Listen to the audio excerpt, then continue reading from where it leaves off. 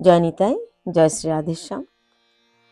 আজ অগ্রহায়ণ মাসের শুক্লপক্ষের একাদশী।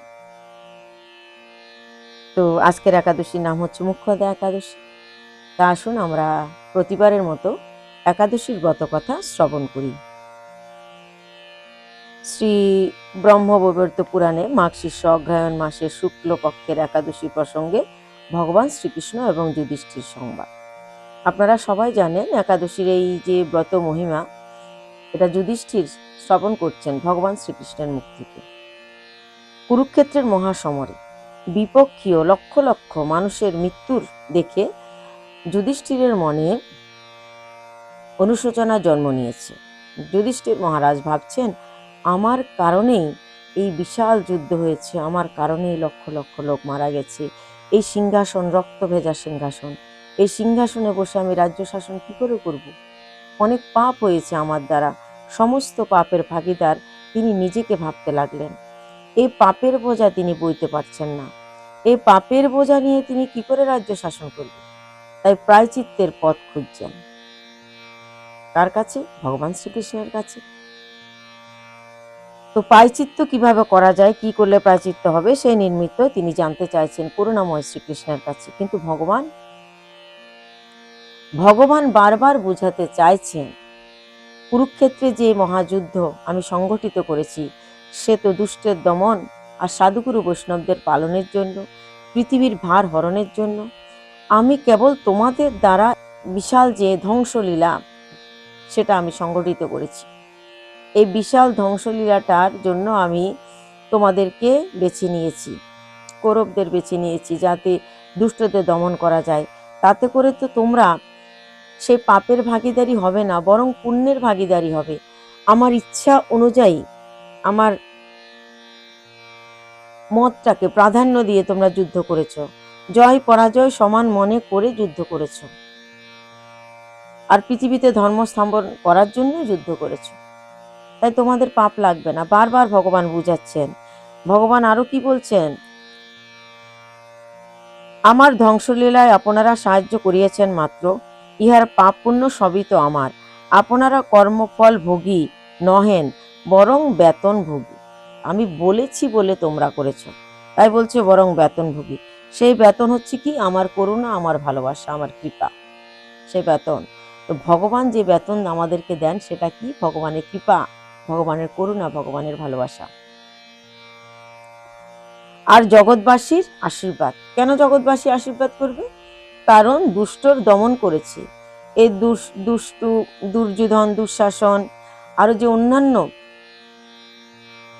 যে দুষ্ট রাজারা ছিল, যারা অধর্মকে স্থাপন করার জন্য উঠে পড়ে লেগেছিলেন, তাদেরকে ধ্বংস করেছেন ভগবান শ্রীকৃষ্ণ এই পাণ্ডবদের সাহায্যে।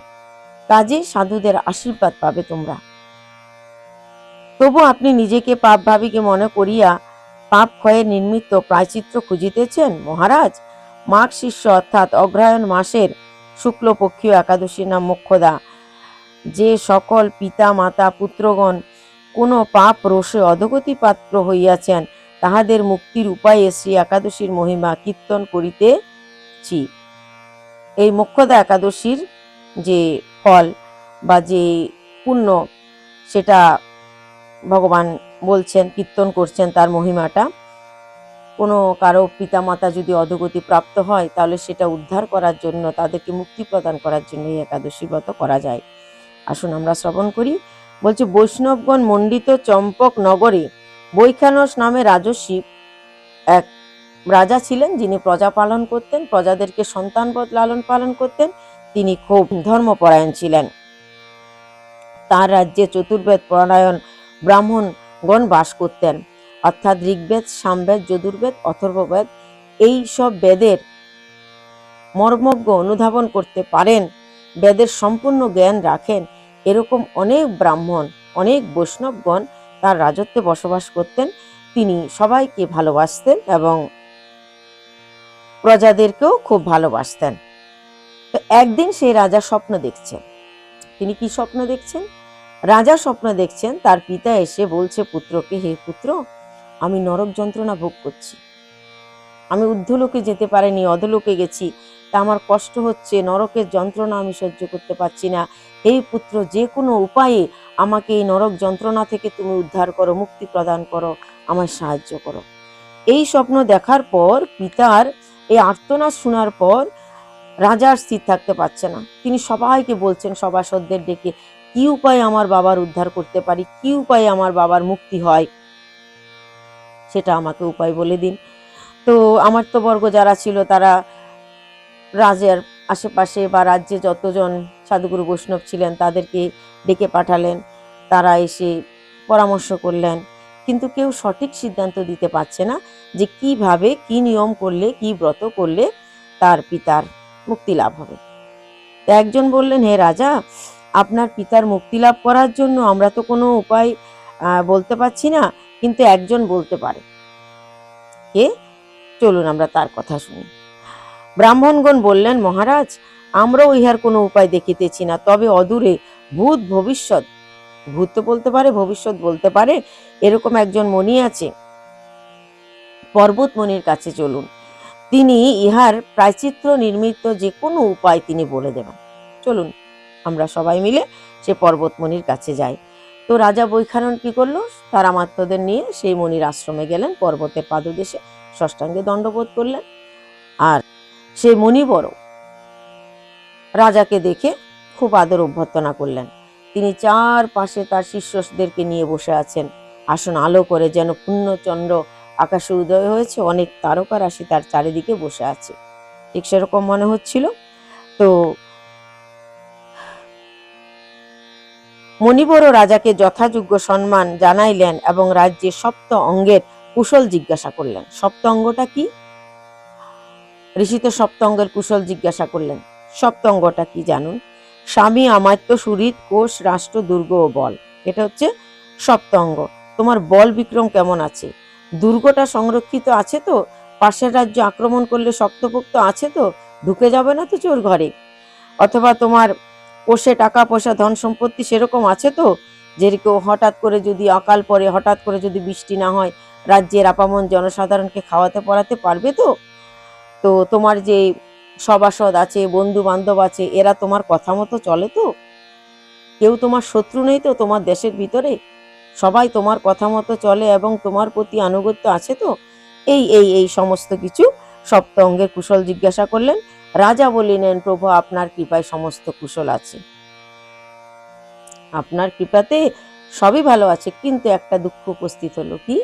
আমি স্বপ্ন দেখলাম যে আমার বাবা মারা গেছে তো অনেক দিন হয়েছে, কিন্তু আমি স্বপ্নে দেখছি তিনি অধোগতি প্রাপ্ত হয়েছেন, নরক যন্ত্রণা ভোগ করছেন, কেঁদে কেঁদে আমাকে বলছেন, হে পুত্র, আমায় উদ্ধার করো, আমায় উদ্ধার করো। কি উপায়ে আমি আমার পিতাকে উদ্ধার করব? আমার পিতার কি এমন পাপ ছিল? তিনিও আমার মতো ধার্মিক ছিলেন, প্রজাবৎসল ছিলেন, কি এমন পাপ করেছিলেন যার ফলে তাকে নরক যন্ত্রণা ভোগ করতে হচ্ছে? তখন পর্বত ঋষি বললেন, একটু বসো। রাজাকে বসতে বলে তিনি ধ্যানমগ্ন হলেন। ধ্যানমগ্ন হয়ে তিনি ত্রিকাল দেখতে লাগলেন। রাজার ভূত ভবিষ্যৎ সবকিছু দেখে বললেন, হে রাজন, আপনার পিতা সত্যি নরক যন্ত্রণা ভোগ করছেন। কারণ যদিও তিনি ধার্মিক প্রজাবৎসল ছিলেন, তথাপি তার দ্বারা একটা পাপ হয়েছে। সে পাপের কথাটা যদিও আপনাকে বলা উচিত নয়, আমি বলতে আপনাকে চাইছি না, তথাপি আমি আপনাকে বলছি এই কারণে, যেন সে কথা শুনে আপনি সাবধান হয়ে যান এবং আপনার মতো হাজার লোক সাবধান হয়ে যায়, যেন সেই পাপ কাজটা না করে। কি পাপ করেছে? আপনার বাবা তার শপথ স্ত্রী থাকা সত্ত্বেও স্ত্রীর গর্ভাধান সংস্কার না করে তিনি অন্য নারীতে আসক্তি হয়ে সেখানে গেছিলেন, স্ত্রীর ঋতু রক্ষা করেননি।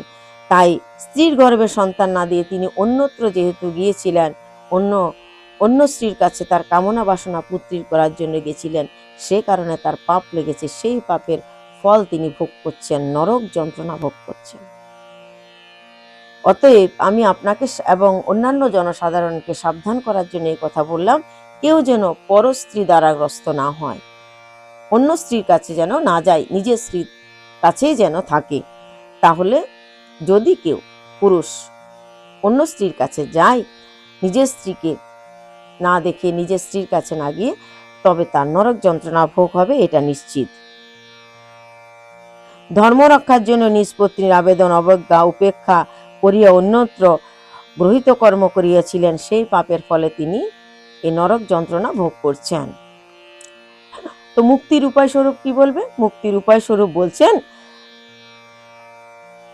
আপনার বাবার মুক্তির একমাত্র উপায় হলো অগ্রহায়ণ মাসে শুক্ল পক্ষের মুখ্যদা একাদশী। এই একাদশী যদি আপনি যথাযথ নিয়মে পালন করেন, যথাবিধি নিয়মে পালন করে তার পরের দিন যদি আপনি ব্রত ভঙ্গটা অর্থাৎ দ্বাদশী তিথিতে সব নিয়ম কানুন মেনে সবকিছু করেন, যেভাবে শাস্ত্রে অনুমতি দেওয়া আছে সেইভাবে, তবে সেই পুণ্য ফলে একাদশী ব্রত করবেন, দ্বাদশীর নিয়মটাও সম্পূর্ণ করবেন। তারপরে কি করতে হবে আপনাকে? এই যে আপনি একাদশীটা করলেন সংকল্প নিয়ে মুখ্যদা একাদশী, সেই মুখ্যদা একাদশীর পুণ্য ফলটা আপনার পিতার উদ্দেশ্যে আপনি অর্পণ করবেন। যে আজকের দিনে যে আমি একাদশীটা করলাম, সেই একাদশীর যে পুণ্য হলো, সেই পুণ্যটা আমি আমার বাবাকে অর্পণ করলাম। যদি আপনি সেই পুণ্য ফলটা, একাদশীর যে পুণ্য হয় সেই ফলটা যদি আপনার বাবাকে অর্পণ করেন, সেই পুণ্য ফলে আপনার বাবা মুক্তি লাভ করবে। গরুর পুরাণের ইতিহাস আমরা অনেকবার শ্রবণ করেছি, আপনাদেরকে শ্রবণ করিয়েছি যে আমাদের এই দেহটা, আমরা যে মানব দেহটা পেয়েছি, মনুষ্য দেহটা পেয়েছি, দুর্লভ দেহ, এটা হচ্ছে ভজনের উপযোগী দেহ। আমরা এই দেহ দ্বারাই ভজন করি, এই দেহ দ্বারাই পাপ করি, এই দেহ দ্বারাই পুণ্য করি। এই দেহের কারণে পাপ পুণ্য সব আমরা করতে পারি। যখন এই দেহটা পঞ্চতত্ত্বে লীন হয়ে যাবে, পঞ্চতত্ত্বের তরিয়ে দেহ ক্ষিতি অবতেজ মরুদ্ভূম, আবার মৃত্যুর পর এটাকে পুড়িয়ে ফেলা হবে, তাহলে দেহটা যখন চলে যাবে, থাকবে না, সেই দেহ না থাকার কারণে আমরা আর কোনো পাপ পুণ্য করতে পারবো না। কিন্তু আত্মা কি করবে? আত্মা তার পাপ এবং পুণ্যের ফলটা ভোগ করবে মৃত্যুর পর। প্রত্যেককেই, আমাদের প্রত্যেককেই মৃত্যুর পর আমাদের পুণ্যের ফল এবং পাপের ফল ভোগ করতে হবে অবশ্যই। তা মৃত্যুর পর আর কিন্তু আমরা কোনো পুণ্যও করতে পারবো না, পাপও করতে পারবো না। সারা জীবন ধরে যা করে গেছি সেটা আমরা ভোগ করব। কিন্তু ভাগবত বলছে, যদি আমাদের আত্মজ, আমাদের ছেলে মেয়ে যদি আমাদের শান্তির জন্য, তৃপ্তির জন্য, সুখের জন্য সংসারে কিছু পুণ্যকর্ম করে, সেটা আমাদের উদ্দেশ্যে দান করে, তবে সেখানে আমরা সুখ লাভ করব। এই একাদশী সেই কথাটাই আবার আমাদেরকে জানান দিচ্ছে, পুনরাবৃত্তি করছে একাদশীর মাধ্যমে। আবার সবাইকে ভগবান জানাচ্ছেন সে একই কথা। মৃত্যুর পর পিতা মাতা অধোগতি প্রাপ্ত হলে পুত্র এবং কন্যা যদি একাদশী ব্রত পালন করে, অর্থাৎ এই মোক্ষদা একাদশী ব্রত পালন করে, তার পুণ্য ফলটা তার পূর্বপুরুষকে প্রদান করেন, অনায়াসে তার পূর্বপুরুষ মুক্তি লাভ করবে। এটা নিশ্চিত, এটা নিশ্চিত যে তার পূর্বপুরুষ মোক্ষ লাভ করবে, মুক্তি লাভ করবে। যে কোনো মহাপাপ হইতে এই একাদশী ব্রত পালনে মুক্তি হয়। শুধু এই পাপ কেন বলছে, যে কোনো পাপ করুক তাহলেও মুক্তি লাভ হবে। মণিবরের উপদেশ মতো মহারাজ অন্তপুরবাসী সবাইকে লইয়া যথাযথ শ্রদ্ধা সহকারে মাঘ শিষ্য অগ্রহায়ণের শুক্লপক্ষের মুখ্যদা একাদশী ব্রত পালন করিলেন। পিতৃ উদ্দেশ্যে তার পুণ্যফল দান করিলেন। সঙ্গে সঙ্গে তার পিতা স্বর্গে গমন করল। পুত্রকে পুষ্পবৃষ্টি করতে করতে তিনি স্বর্গে গমন করলেন আর পুত্রকে অনেক আশীর্বাদ করলেন। নরক থেকে মুক্ত হয়ে তিনি খুব আনন্দের সঙ্গে যাত্রা করলেন, পুত্রকে আশীর্বাদ করলেন, স্বর্গ আরোহণ করলেন। এটাই ছিল আজকের মুখ্যদা একাদশীর ব্রত কথা বা ব্রতের যে মহিমা, সেটা আমরা শ্রবণ করলাম। তো যারা একাদশী করেছেন খুবই ভালো কথা, একাদশী ব্রত পালন করেছেন একাদশী ব্রত কথা শুনবেন। যারা একাদশী ব্রত পালন করতে পারেন নাই, যে কোনো কারণে শারীরিক অসুস্থতার জন্য বা যে কোনো কারণে পালন করতে পারেননি, তারাও এই একাদশীর ব্রত কথা শুনবেন, যাতে করে তাদেরও পাপ মুক্ত হয়। আজকে এই পর্যন্তই। জয় নিতাই, জয় গৌর।